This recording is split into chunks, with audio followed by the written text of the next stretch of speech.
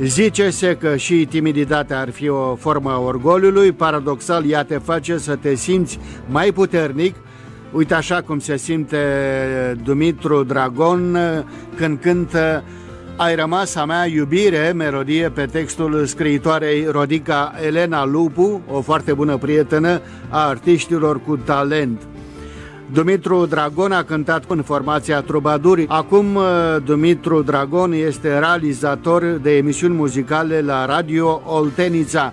Spuneam, piesa lor cu textul semnat de Rodica Elena Lupu, muzica Dumitru Dragon și interpretarea.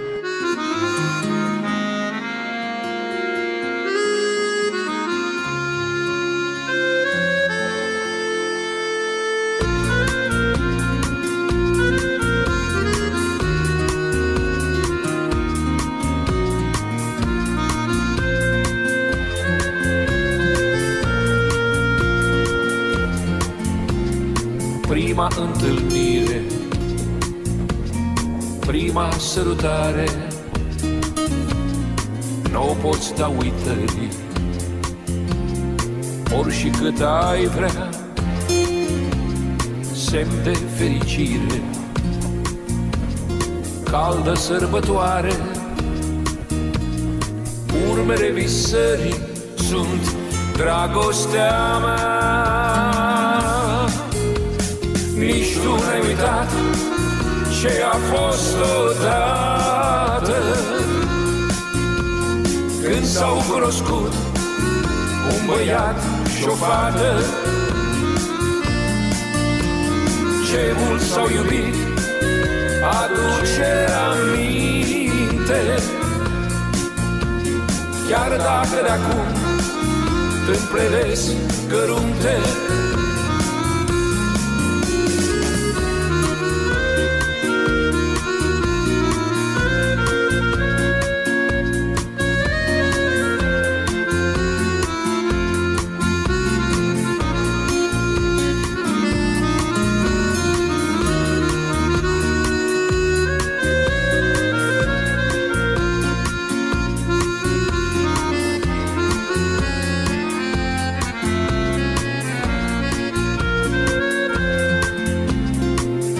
Amintiri, amintiri despre prima întâlnire. Amintiri, amintiri, ai rămas a mea iubire. Timpul nu se întoarce, dar dragostea mare va rămâne veșnic. Iubirea nu moare. Nici tu n-ai uitat ce a fost odată când s-au cunoscut un băiat și o fată. Ce mult s-au iubit, aduce aminte,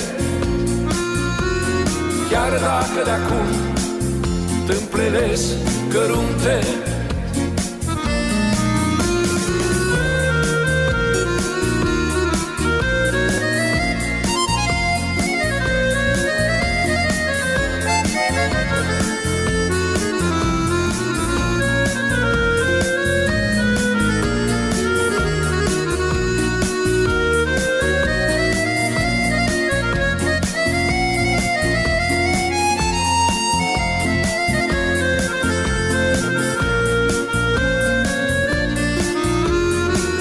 Tu n-ai uitat ce a fost odată